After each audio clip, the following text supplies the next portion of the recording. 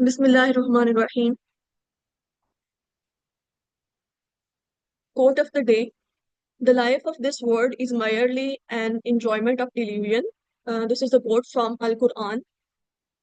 I am Dr. Amna Khalid, and I will be presenting the topic of sample size calculation under the kind supervision of my professor, Dr. Saida Afzal. The learning objectives of today's presentation will be what is the sample size, requirements for calculating sample size. We will understand the significance of sample size and the factors that may affect it. We will determine sample size of different study designs, and we will solve MCQs at the end of the presentation. So the importance of sampling is that when we take a sample from some population, it becomes cost and resource efficient, time saving, it becomes manageable, statistical inference can be drawn, and ethical considerations are there.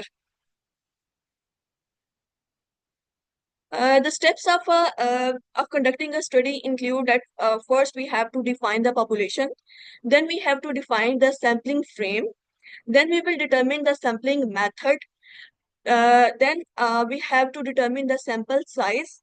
We will collect the data and analyze the data. So what is sample size?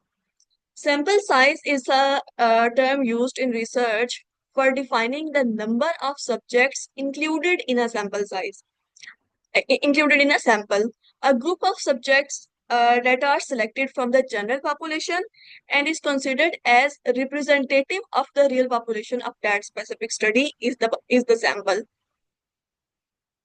For example, if we want to predict how the population in a specific age group will react to a new product, we can first test it on a sample that is representative of the targeted population.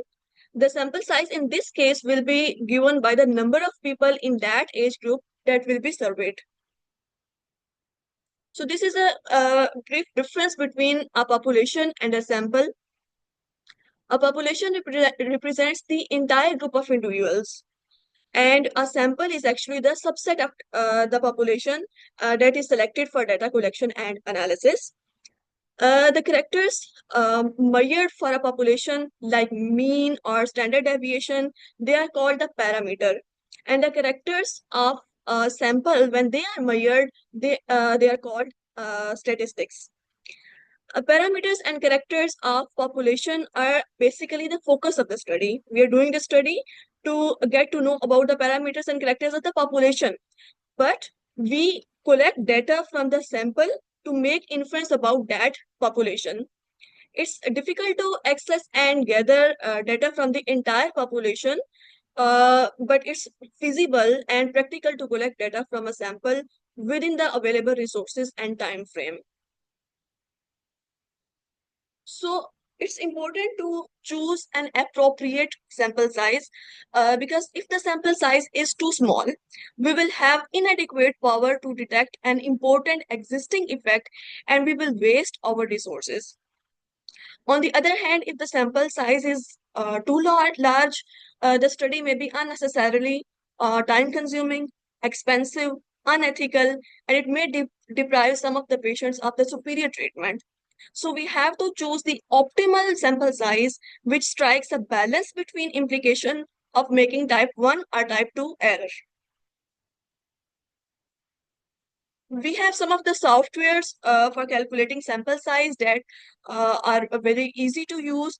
For example, WHO sample size calculator, EpiInfo, Browsoft software.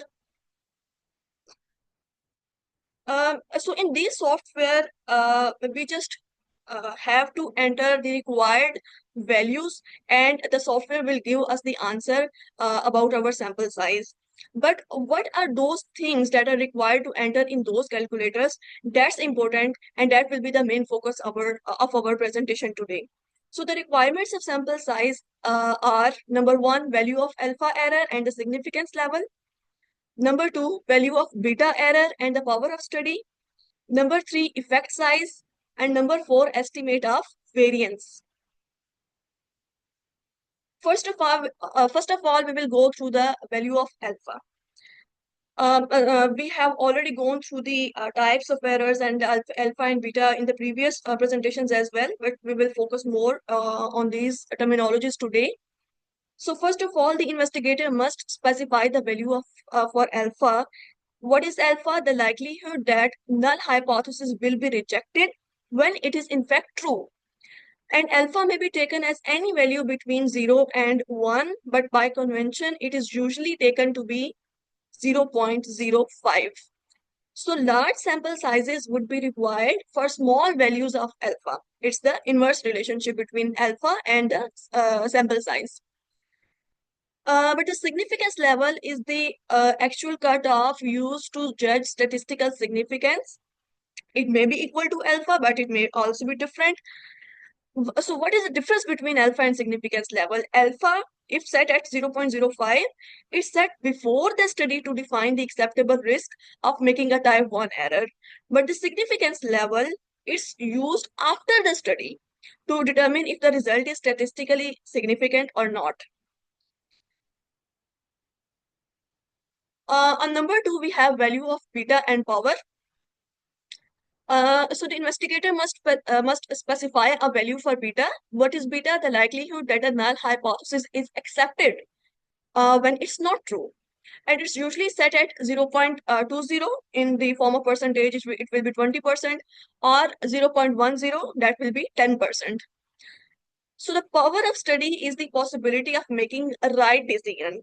What does it mean? That correctly rejecting the null hypothesis when it is false, and it's calculated as 1 minus beta. So the beta, if it's equal to 0.10, the power will be 1 minus 0.10, and it will become 0.90. Or in the form of percentage, you can say 90%. But usually it's taken as 80%, 80%, 90%, both are the power of study usually taken. So the smaller the value for beta, greater will be the power, and larger the sample size will be needed, right? So again, here is the inverse relationship between the value of beta and the sample size. On number 3, we have effect size. The investigator have to specify the size of the effect the study is desired to detect, right? On For the cohort and experimental studies with binary outcome measures, binary outcomes are defined as yes or no. The effect could be either a difference in relative risk or difference in outcome rates. But for case control studies, the effect measure is usually an odds ratio. So the smaller the effect size to be detected, the larger the sample size will be needed to detect that small effect size. Here is a related thing that is minimal clinically relevant difference, MCRD. It is the minimal difference between the studied group that the investigator wishes to detect. Again, for continuous outcome variables, the MCRD is a numerical difference. For example, if body weight is the outcome of a trial, the investigator could choose a difference of 5 kg as MCRD of a study. In trial with binary outcomes, for example, the effect of drug on development of MI, either it develops or not, an investigator could choose, for instance, a difference of 10% between the treatment group and control group as MCRD. On number 4, we need to know about the variance. So the investigator must provide an estimate of the variance in measures of exposure or outcomes. Variability represents the amount of spread of data points within a data set from each other and from the mean of the observation. For example, we take standard deviation for this purpose. So with larger variability, a larger sample size is required to obtain a given power at the selected level of significance. Before going through the sample size for each study, we will quickly revise the types of the study designs. We have observational studies and the experimental studies. In observational studies, we will see the sample size calculation for cross-sectional case control and cohort study. So what is cross-sectional study? It assesses the prevalence of an outcome in a broad population at one point in time. Number two, case control study. It compares histories of a group of people with a condition to a group of people without that condition. And cohort study follows a group of people to track risk factors and outcomes over time. These three are the observational studies. We will see the sample size calculation for them. And then the experimental studies include quasi-experimental and randomized controlled trials. So first of all, we will see sample size calculation in cross-sectional studies. So in cross-sectional studies, the aim is to estimate the prevalence of unknown parameters from the target population using a random sample. So an adequate sample size is needed to estimate the population prevalence with accuracy. What are the requirements of calculating sample size in case of a cross-sectional study? Number one, level of confidence. And we will be using level of confidence in the form of its corresponding z-value. We will go through it in the next slides. Number two, we have to see the value of expected prevalence, that's P. Number three, we have to see the estimation of precision, that's denoted by small d.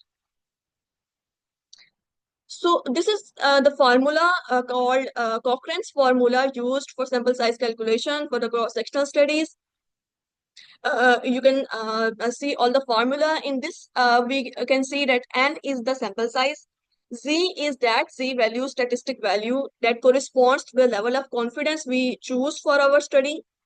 P is the expected prevalence, and we get this expected prevalence from the similar studies in the past, or we conduct a pilot study. Then small d is the precision that's corresponding to the effect size. So we will go through all of these terminologies first. The level of confidence is usually aimed at 95%, but some researchers may choose 99% if they want to be more confident, and they even choose 90%. So 90, 95, and 99% are the values chosen for level of confidence. So we have to convert or turn our confidence level into a z-score. For 90% confidence interval, the z-score is 1.645. It's better to memorize these numbers. At 95% confidence interval, the z-score is 1.96. This will be used more often. At 99% confidence interval, the z-score will be 2.576. But if we choose a different confidence level other than these three, 90, 95, and 99, we can use the z-score table to find what will be the score. And this table is shown on the right side of the slide as well. And we can get in this table from different books on biostats as well. Then we need to know about the value of expected prevalence P. This can be estimated from previous published study with similar outcomes or from a pilot study conducted on the sample, a small sample. This P prevalence is very important because the precision small d should be selected according to the amount of this P prevalence. And in case of unknown prevalence, we assume it to be 50%. The estimation of precision D, there is not enough recommendation for choosing suitable D, but some authors recommend to select a precision D or margin of error of 5%. 5% will be taken when the prevalence of the disease will be between 10 to 90%. When the prevalence is less than 10%, the D will be half of P. The D will be half of P, P is prevalence. And when the prevalence will be more than 90%, D will be calculated as 1 minus P by 2. So we will understand this concept by using an example. First example is when the prevalence is between 10 to 90%.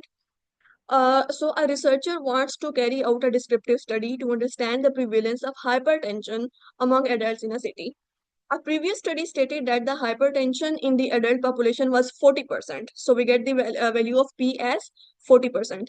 At 95% confidence interval and 5% margin of error, we have to calculate the sample required to conduct the study. So we have the formula. In this formula, Z is equal to 1.96 because the confidence interval he has mentioned as 95%. P is 40% given in the scenario. D, or the margin of error, is 5%. So when we put all these values in the formula, we get a sample size of 369. So the researcher will choose minimum 369 subjects to conduct this cross-sectional study to identify the prevalence of diabetes. Next example is when the prevalence of some disease is less than 10% and the disease is something rare. In some village, the prevalence of multiple sclerosis is 4%. You see that this is less than 10%. So we have to calculate the sample size for this for conducting a study on this population. So you can see that as prevalence is 4% and it's a rare disease, P is less than 10%. So now we have to take precision D as P by 2, half of P, half of prevalence. So it comes out to be 0.02. Z is again 1.96% for the confidence interval of 95%. So when we put all these values in the previous formula, we get an N of 368. The next example is when a disease is common and the prevalence is more than 90%. So in our village, the prevalence of common cold is said to be 98%, and we have to calculate the sample size. So the prevalence, as we know, it's 98%, and it's more than 90%. So the D will be calculated as precision D will be calculated as 1 minus P by 2, and it turns out to be 0.02. Again, Z is 1.96 because the confidence level we have taken as 95%. So when we put all the values in the formula, we get N of 750. 750 people have to be included in the study. So on the next, we have sample size calculation for the analytical studies. What are the requirements in this case? Number one, acceptable level of significance. Number two, power of study. Expected effect size, underlying event rate in that population, standard deviation in the population, and the error that is allowed. Formula used in this case is Fleece formula. It's given on the slide. Here we need to understand that this formula will give us the value of M. M is basically N1. N1 means the size of sample per from population 1. As you know that in analytical studies we take two groups. So for the first group, the sample size will be calculated from this formula, that is M. We can also say it N1. P1 is the prevalence of disease in this population, in this group 1. Alpha is the significance value 0.05. We have already discussed it. 1 minus beta gives the power that will be 80%, or you can say 0.8 in the form of decimal points. N2 will be the size of sample from the second group, population 2. P2 will be the proportion of disease in the second group, that is population 2. R is a thing used in the formula that is the basically ratio of cases to controls, N2 by N1. Then P will be calculated using the value of P1 and P2, and you can see the formula as P1 plus R into P2 divided by R plus 1. R, is the ratio of cases to control. So the sample size of first group, that is N1, will be calculated from this formula shown as the sample size shown as M in this formula. And Q is the value that is calculated from 1 minus P. And the sample size of second group, that is N2, is calculated from by multiplying R with M. Ratio with M is the sample size of first group, population 1. So we understand it from the example. In case of cohort study, A researcher wants to provide evidence that overweight people have greater risk of developing diabetes mellitus than individuals with normal weight. So identify the rate of disease among those with and without the risk. In this case, we take the values of ratio of an unexposed versus exposed as 1:1, the same number of people in both the groups. Then the proportion of sample from no risk or normal population, that will be 50%, and for the overweight population again 50%. The P1 will be the proportion, will show the true proportion of diabetes in normal people, that is 7%, and P2 will represent the true proportion of diabetes in overweight population, that is 32%.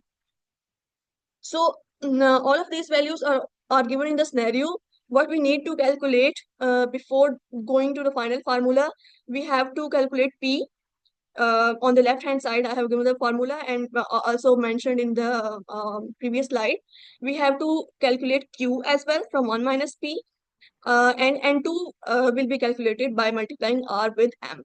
So when we put all these values in the formula mentioned in the previous slide, called as Friess formula, we will get M as 46. And when we will multiply this 46 with R ratio, that is also 1, we will get N2, that is the number of people taken in the second group, and it again becomes to be 46. So 46 are the number of people we have to include in both the groups of this cohort study. Next example for the case control study, a researcher wants to prove that cataract patients have a higher rate of diabetes as compared to individuals with normal vision. So again, from some previous relevant study, we get to know the proportion of sample from normal population as 50%, and for cataract patients again 50%, and diabetes is 8% in normal people and 50% in the cataract population. So we get the value of M as 22 and N2 as 22 again. Then we have the sample size calculation for the experimental studies. The requirements in this case is the standard deviation, alpha, beta, and the smallest effect of interest. We have already gone through all of these terms. As we know that outcomes of the experimental studies are in the two forms. It may be binary outcome or the continuous outcome. Binary outcome such as cure rate or survival rate, efficacy, etc. And the continuous outcome like the values of the blood pressure, HbA1c, like this. So we see the example for binary outcome. When a new drug is compared for its efficacy with a standard drug as control, so we see P1 is taken as approximate value of efficacy or cure rate for the standard treatment, if it's taken as 60% in this example. Then P2 is the approximate value of efficacy or cure rate for the new drug we are introducing, that's 80%. So effect size will be P2 minus P1, and it's 80 minus 60, it becomes 20%. Level of significance as taken usually as 5%, power is 90%. So when we put all these values in the formula given under, we get an N of 82. For the continuous outcome, mean of the outcome variable in group 1 is denoted as M1. Mean of the outcome variable in group 2 is M2. Standard deviation in group 1 is sigma 1, and standard deviation in group 2 is sigma 2. So this is the formula given below that is used for continuous outcome variables.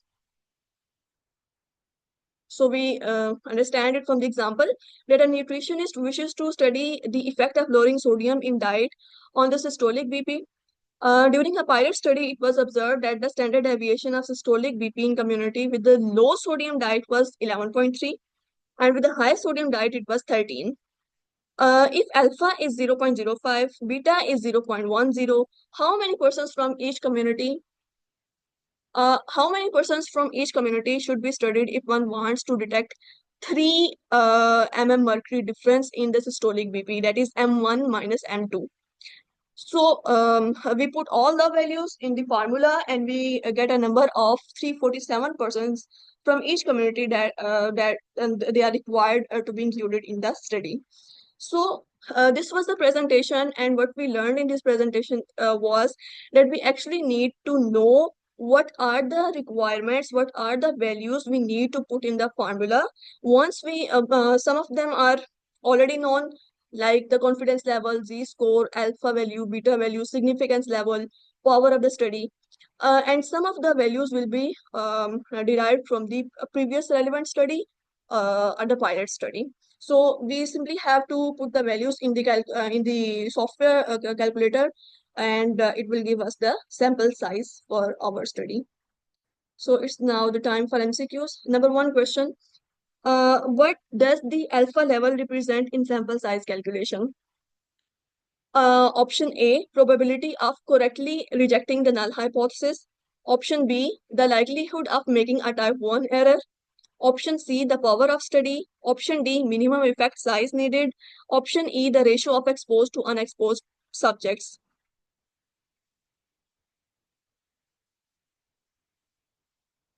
Type 1 error. A. Yes, option B is the correct answer. Question number 2, if the sample size is too small, what is the main risk? Option A, increased statistical power. Option B, increased chance of type 1 error. Option C, decreased ability to detect an actual effect that is low power. Option D, reduced study cost. Option E, more precise estimate. C. C. C. Yes, C is the correct answer. Question number 3, which statement is true about power in a study? Option A, power is calculated as 1 minus beta. Option B, power is the probability of making a type 1 error. Option C, power is unrelated to sample size. Option D, power is typically set at 50%. And option E, a low power means a higher chance of detecting an effect. A. A. Yes, option A is the correct answer. Question number 4, what is the typical convention for setting the alpha value? Option A 0.01, option B 0.05, option C 0.10, option D 0.50, option E 1.00. B. 0.05. B. Yes, option B is the correct answer. Question number 5, what is the effect size in the context of sample size calculation? Option A, the number of participants needed in a study.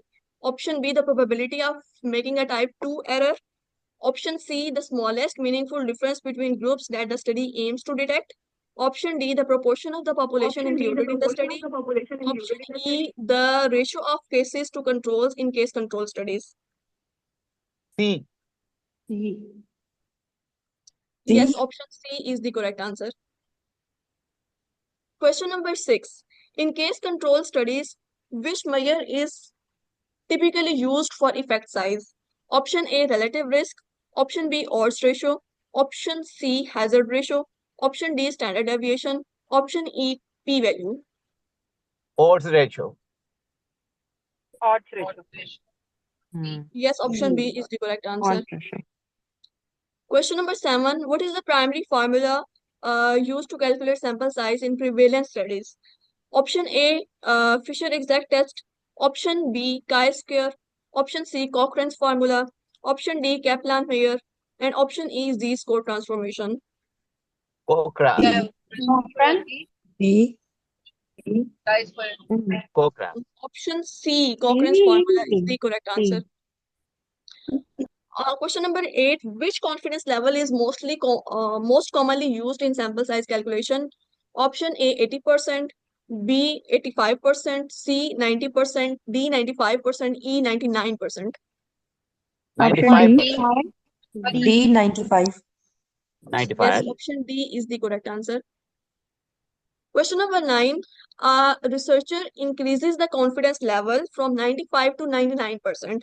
How does this impact the required sample size? Option A, the required sample size decreases. Option B, the required sample size remains the same. Option C, the required sample size increases. Option D, the required sample size is unaffected by confidence level. Option E, the required sample size increases only if the effect size is large. D. D. C, the required sample size increases. Yes, option C is the correct answer. He has to be more confident now, so the sample size has to be increased. Question number 10. In an experimental study with a continuous outcome variable, what factor influences sample size the most? Option A, the proportion of cases to control. Option B, the mean difference between groups. Option C, the standard deviation of the outcome variable. Option D, the prevalence of the exposure.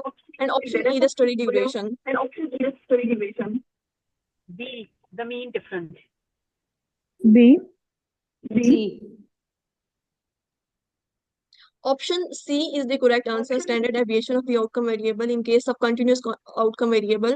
Also, the references are mentioned on each slide of the MCQs, that from where that MCQs is taken.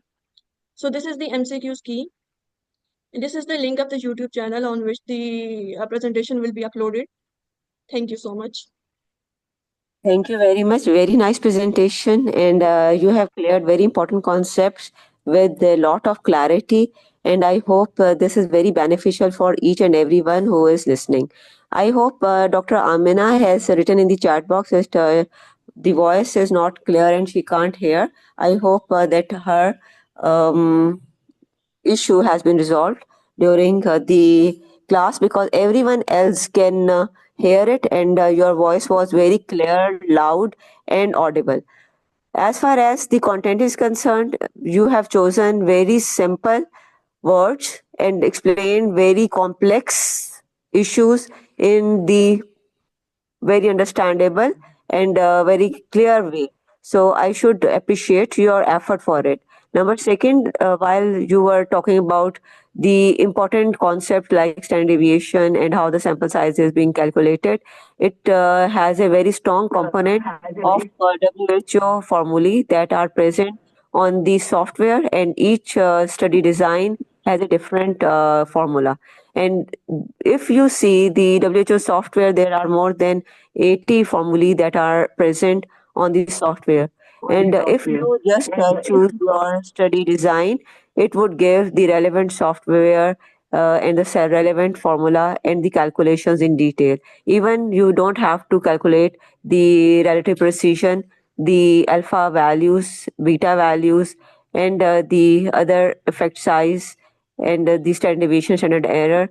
You don't have to calculate it manually. Everything is calculated by giving the three important things. Number first, what is your value of alpha or the level of significance? As it is mostly given at 5%, however, you can decrease it to 1% too.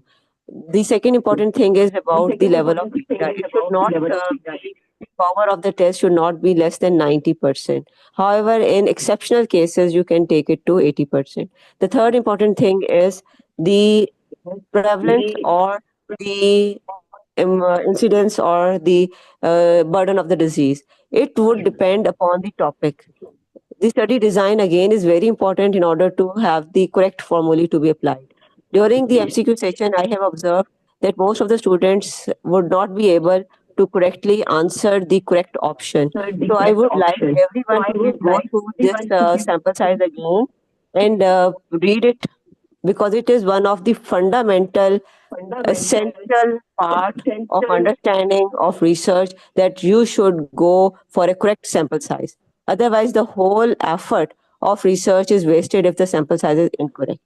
And then you will not be able to get it published or present on any international forum, because the sample size is so less or so large that lots of biases are present in the research. So I must say again that you should have this important skill of calculating the sample size. Each one of you should know it by yourself. And you should not leave it to someone else. If it is your research, you should do the sample size calculation yourself. And the most important message that I want to give today is that the sample size